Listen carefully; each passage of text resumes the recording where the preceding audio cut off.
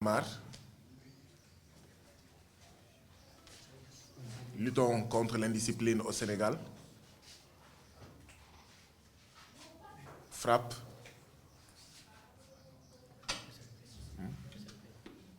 Sénégal notre priorité, SNP, Nitu Dëgg Valeur.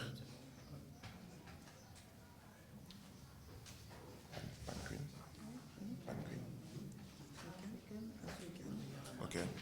Y'en a marre, African ak Fouta Tampi. Ak Fouta Tampi muy juróom-ñeent mbootaay ñoo àndoon démb ci manifestation bi nga xam ne ñun ñoo ànd woote ko ngir wane suñu ñàkk ànd ak parrainage électoral bi. Parrainage électoral bi duma ci yàgg. Cour de justice bu CEDEAO bi génnee dogal tey ne sanction daan yi nga xam ne moom la ñu daan Mali baaxul du dëgg du yoon. Cour de justice bu CEDEAO boobu moo génnee dogal daaw presque ci jamono ji mat na at génnee dogal ginnaaw bu maître Abdoulaye Tine bi jiite USL parti politique bi ñuy woowee USL génnee dogal ne yow état du Sénégal parrainage électoral c'est antidémocratique. Jox naa la juróom benn weer ngir nga jox ma rapport buy firndeel ne supprimer nga parrainage électoral. Xam ngeen toog fii di waxtaan naan waaw parti politique yi bëri na mais yéen yoon la wala du yoon. Yoon bu xasee ba wax looy toog naan ay dañuy toog yenn saay on est un peu mal à l'aise quand des journalistes wala chroniqueurs naan ñu ndax du ñu bàyyi affaire bi dem. Déedéet alxuraan bu waxee fee bible bu waxee fee Torah bu waxee defal lu tax ñu koy woowee fu mbaxane doonee benn. mag xooxaan bu ñu amee jafe-jafe yoon mooy àtte jeex na. Donc même di poser naan waaw yéen waa mouvement citoyen est-ce que xalaatu leen 300 partis politiques mais cour de justice bu CEDEAO moo wax nañu supprimer parrainage électoral. Macky Sall bu buggee saytu li mu parti politique yu sakkan yi ñun ñëpp d'accord nañ ne sakkan na ndaxte lu ëpp ñetti téeméeri parti politique ci 17 millions de citoyens sénégalais du dëgg du yoon mais Macky Sall na appliquer loi bi xam na loi bi. dafa am loi boo xam ne mooy wax at bu nekk parti politique dañoo war a déposer seeni rapport notamment financier bu ñu ko deful ñu retirer leen seen récépissé lan moo tax Macky Sall mosu ko def foofu la ñu war a waxee. Cour de justice bu CEDEAO moo ne nañu supprimer parrainage Macky Sall ne defuma ko loolu mooy wax ci ñu ne ñun Sénégal yépp ñu ngi ci kaarange ñu ngi ci ñàkkum kaarange ci insécurité. ñun waa CEDEAO yépp ñu ngi ci ñàkkum kaarange insécurité bu fekkee cour de justice bu CEDEAO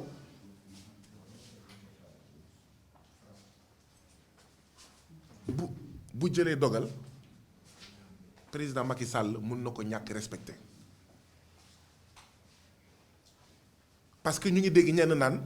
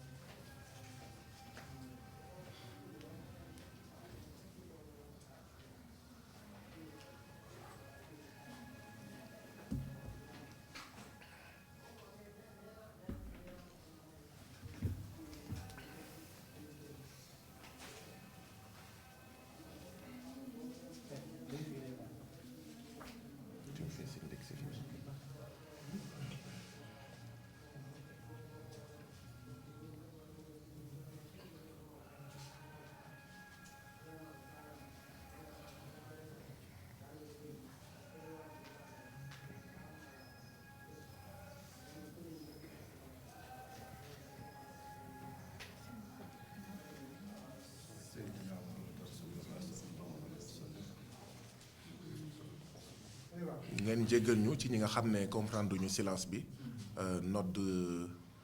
nodd bi moo taxoon ñu noppi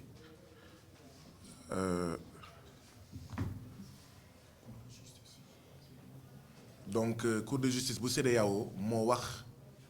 président Macky Sall na nga génnee parrainage électoral ci wàllu élection Sénégal benn ñetteel bi mu ne ko may naa la juróom benn weer ngir ko jox ma rapport buy firndeel ne yow président Macky Sall yow état du Sénégal génnee nga parrainage ci élection Sénégal donc wax ji jarul guddal yoon moo àtte te yoon bu àttee jëfee donc ñun chroniqueurs yi ñun journalistes yi ñun mouvement citoyen yi wax ji jarul guddal président Macky Sall dafa bëggul respecter décision dogalu cour de justice bu CEDEAO te donte ñun mouvement citoyen duñu parti politique mais bari na fi ay dossiers yoo xam ne lu mel ni par exemple arrêté Ousmane Ngom bii tere ñu dem manifester ville mais yóbbu nañ ko cour de justice bu CEDEAO yóbbu nañ ko ci yeneen jumtuwaay bu fekkee ne dañuy naan lii mbiru parti politique yi mais ëllëg cour de justice bu CEDEAO mën na ne arrêté Ousmane Ngom c'est illégal fekkee ne ñun comme mbiru parrainage dañuy naan suñu yoon newu ci te dinañ si dellu si waat nañu toog noppi léegi bu beneen dogal ñëwee ne arrêté Ousmane Ngom c'est illégal président Macky Sall ne defuma ko fekk ne ci ndorteel bi lañ ko waroon xeexee ngir cour de justice bu CEDEAO bu indi waatee beneen dogal président Macky Sall wala ki koy remplacer ak ku mu munti doon doo am beneen pexe lu dul appliquer damay fàttali ne ay institutions ay cour de justice internationale yu mel ni CEDEAO jëloon nañ ay dogal ci dossier Khalifa Sall ci dossier Karim Wade président Macky Sall ne defuma ko xëy na boobu la ñu waroon commencer xeex bi te bàyyi politique bi donc lii mooy wax ji ci wàllu parrainage waaye tamit askanu Sénégal moo xeex amoon na jamono yoo xam ne Sénégal booy voté amul isoloir amul mbañ gàcce dëkk bi yëpp da ngay ñëw ci kanamu ñëpp xam ne PS nga votel wala PDS wala RND wala PAI jamono jooju ñu bari ci ñun judduwuñu askanu Sénégal xeex ne déedéet bu ñu bëggee askanu Sénégal buy voté te yàlla tax te du benn bët bu koy xool te du benn pression psychologique nit yi di xool naan kon kii bu ñu bëggee Sénégalais yi voté te yàlla tax nañu def isoloir mbañ gàcce loolu moo indi histoire isoloir dafa amoon jamono yoo xam ne isoloir amul woon waaye léegi tey jii nii bu ñu waxee parrainage mais gars yi xool leen bu ñu naxante de man Macky Sall bu ñëwee man du ma ko parrainé loolu defe naa ñëpp xam nañ ko ci Sénégal te du man rek Macky Sall man du ma ko parrainé et mun nga être sûr que sénégalais yi ku ñuy votel la ñu nar a parrainé donc finalement xeexu mbañ gàcce bi ça a servi à quoi donc le vote n'est plus secret or parrainage fi mu nekk nii d'accord dafay jalgati le secret du vote beneen bi mooy ñun citoyens yi bugguñu mu am un filtre antidémocratique comme le parrainage bu tax Doudou war a nekk candidat te mënul nekk candidat et que parti yi mag yi rek yi am doole rek te parti bu mag n'est pas égal à un projet conforme aux intérêts des populations déedéet bëri xaalis ak am parrain yu doy n'est pas égal à am projet de société bu dëppook njëriñu askanu Sénégal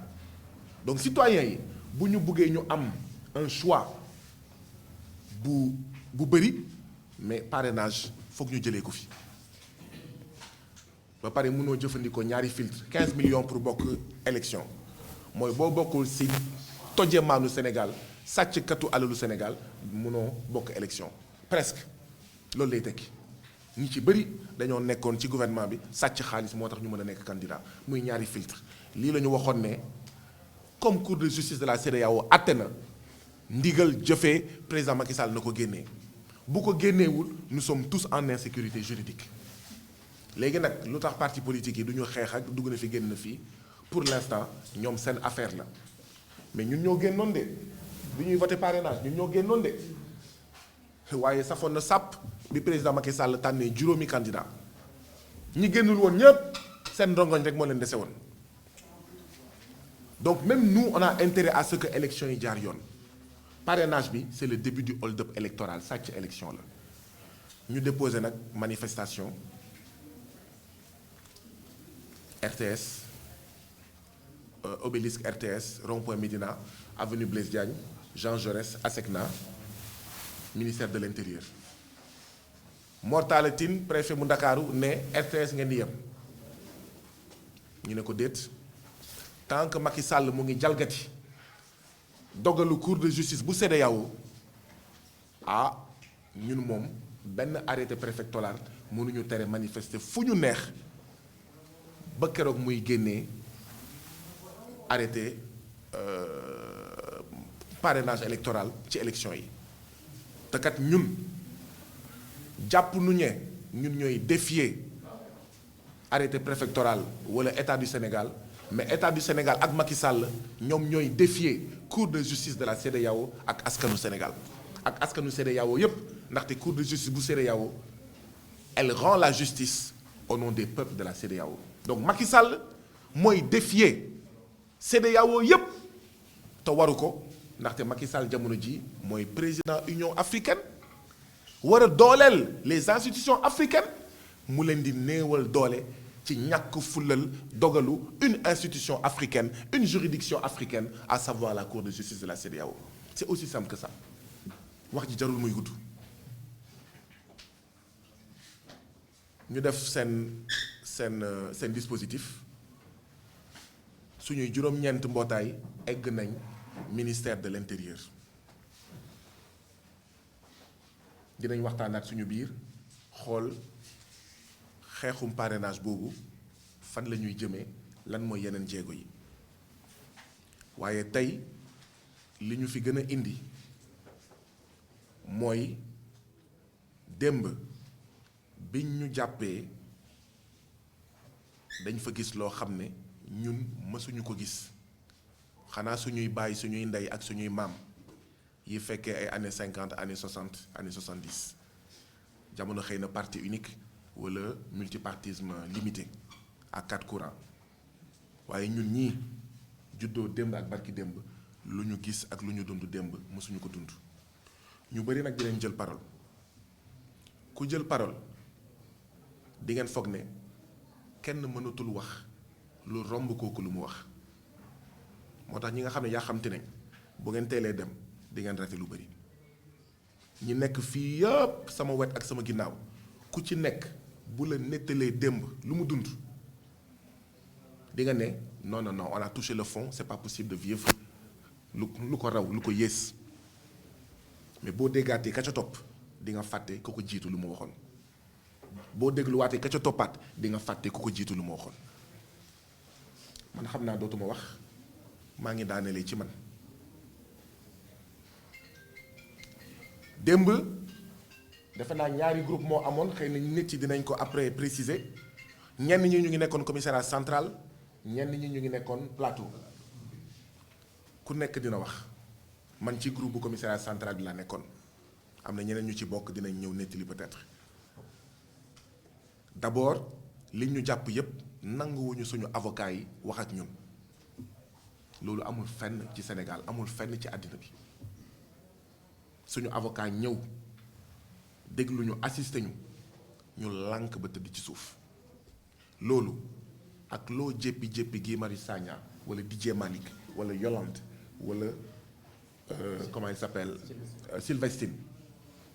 wala Taïga wala Niass bu Fouta Tampi wala Abdou Karim Gueye Xurum Xaax loolu ñu bañ loolu nangul ñu ne lii mooy droit et même reykatu nit am na sañ-sañ am avocat am taxawu ko te lii buñ ko seetaanee mën na dal ku nekk ci ñun di wax ne Abdou Karim Gueye xam naa li ko dal moo tax mënul ñëw Dame Mbodj li ko dal xëy na mënul ñëw ak ñeneen ñoo xam ne nekkuñu fi muy benn ñaareel bi notifié wuñu garde à vue mais dañ ñu garde à vue de manière illégale.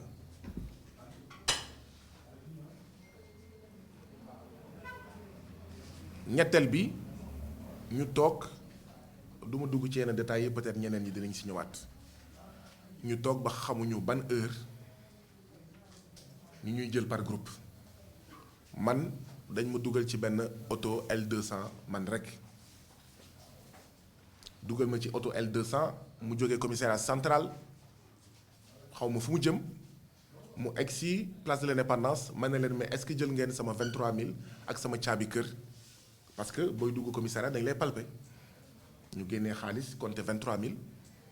ak lan caabi ak sama châle ak sama écharpe ma ne leen mbaa fàttewu leen sama bagage parce que xaw ma Sébikotane ngeen may yóbbu xaw ma fu ngeen may yóbbu mais mun leen bàyyi sama bagage foofu ñu taxaw ñu woote ñu ne am na benn oto bu koy indi noonu lañ ma jàppee L200 bi menotté ma les mains derrière le dos ñu jëm ba ci kanam ñu menotté ma ci kanam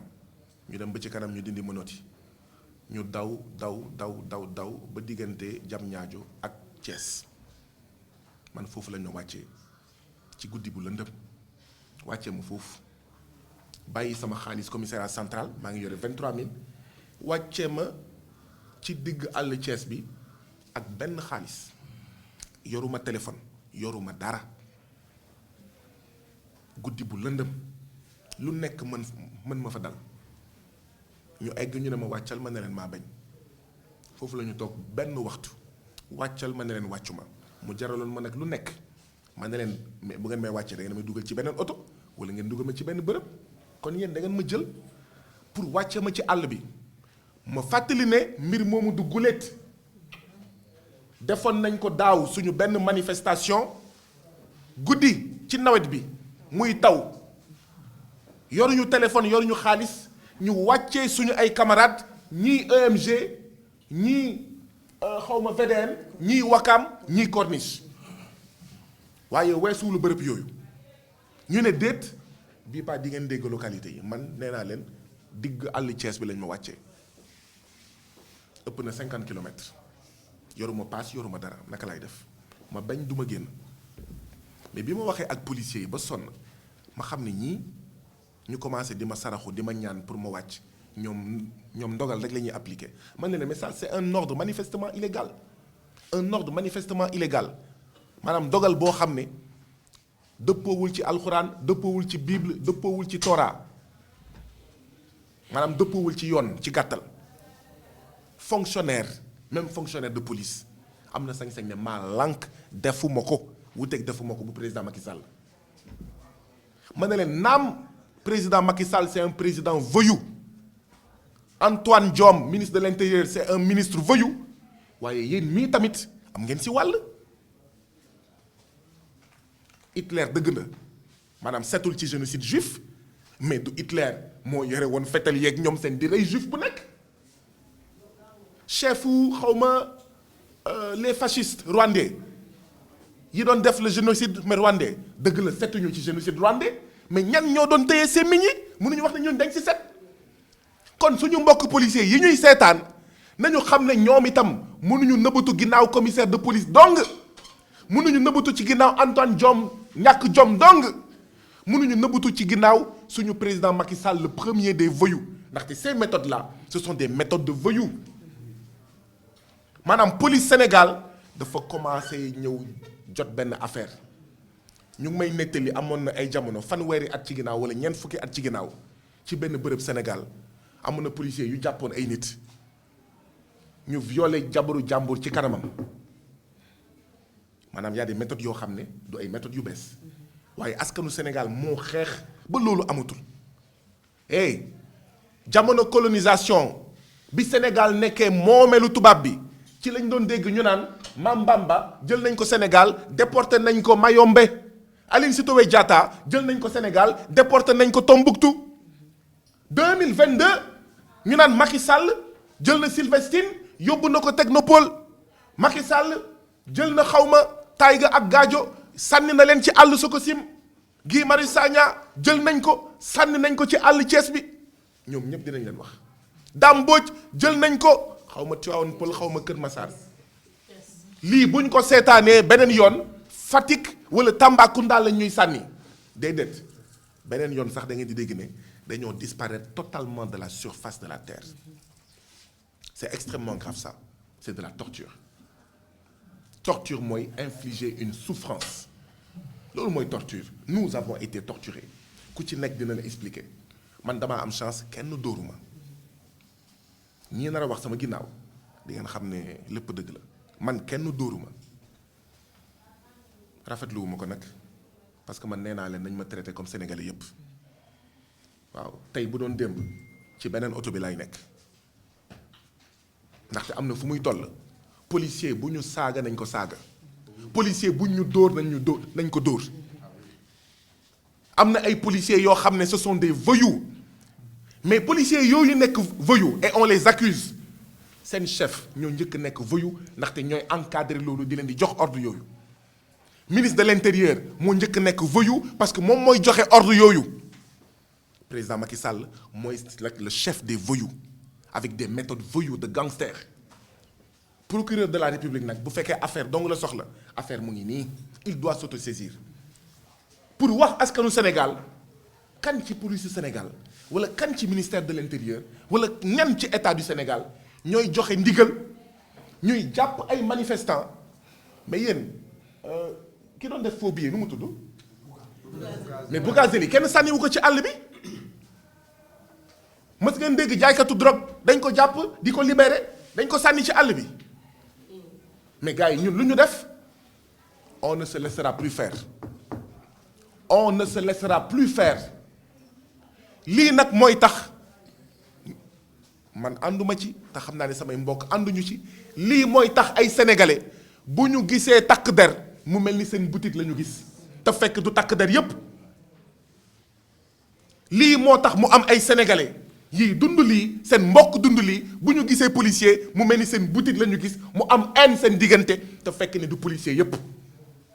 ni mu amee ay policiers voyous noonu la amee yeneen policiers yoo xam ne ñi nekkoon commissariat central fekkee nañ ko ñun ndox bu ñu njëkk naan gerte bu ñu njëkk lekk ay policiers ñoo ko dem jëndi indil ñu ko te policiers yooyu bari nañ ñooñu encore une fois ils ont tout notre respect et notre admiration ñooñu ñu ngi leen di encourager cofeel rek la ñu am ci ñoom dama ne ku ñu bañ la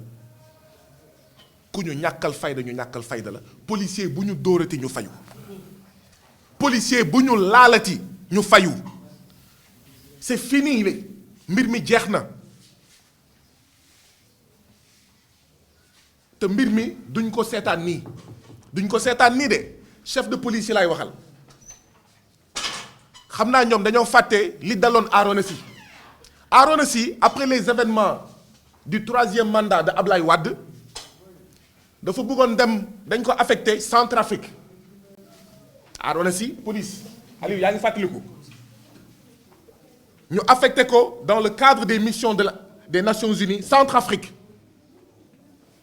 waa Amnesty International bind secrétaire général ONU ne ko Arona Sy bii moo jiite woon police ca Sénégal bi faat ay doomu aadama ci jamono xeexu M23 Arona Sy waroon gagné entre 8 à 10 millions par mois bu demee foofu gars yi ne ko ñoppet indi ko Sénégal ne ko yow munoo teewal organisation des Nations Unies ndaxte yow bu dee sa dëkk dañ fay faat ñi nga bokkal der ñi nga bokkal askan mais boo demee dëkku jàmbur dañ fa mais loolu nga fay yóbbu ñun nag dinañ xool dinañ identifier plainte moom mënuñu ko ñàkk déposer torture bi ñu torturé dañ koy documenter tous les commissaires de police impliqués plateau les commissaires du commissariat central dinañ def lu ñu war a def ngir saisir ONU ñooñu moom bu yóbboo ñu xam ne dootuñu demati benn opération internationale ndaxte bu ñu bëggee tabax kër foofu lañ jëm à la guerre comme à la guerre lii laa amoon ci li may wax naxarlu la nouvelle approche de la police sénégalaise bi nga xam ne ndaxte li muy wane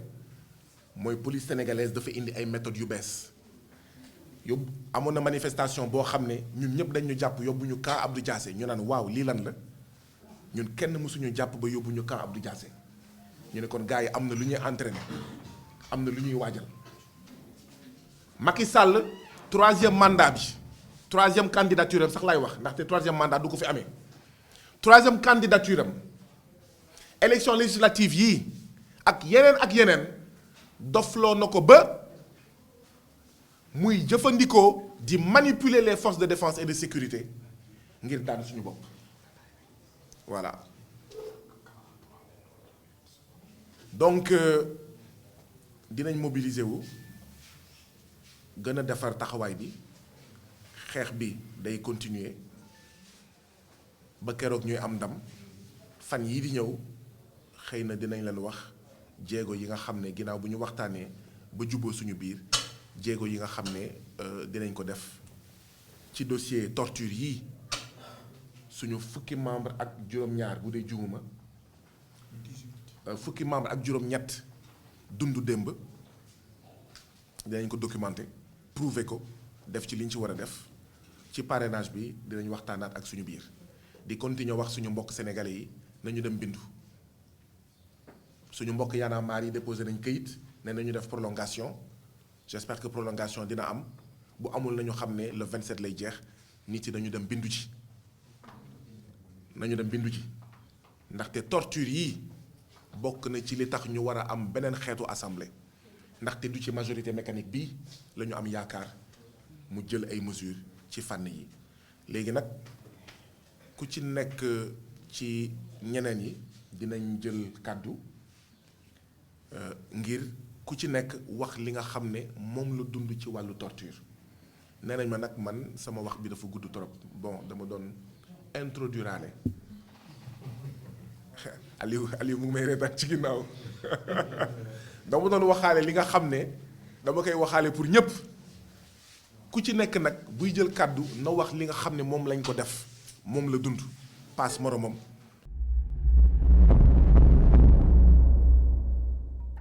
cheetetetet mais yow sawaay yow fu ñu la fekk yaa ngi ci kanamu ordinateur bi wala sa kanamu tablette ba sa téléphone portable lu xew mais damay lire ay information waaw xoolal boo bëggee am ay information yu leer nañ et en temps réel duggal ci www.senegal7.com ay information yu wóor man de maa ngi application Sénégal 7 lépp lu xew dama koy jot ci sama téléphone ci tàng bi te nag application Sénégal 7 am ko yomb na da ngay dugg ci Play Store wala Apple Store nga télécharge ko rek xam li xew ci réew mi ak la xew ci bitim réew te nag dara du la ci umpu. Vous voulez des informations en temps réel? Cliquez sur www.senegal7.com. Sénégal 7, le roi de l'information en temps réel.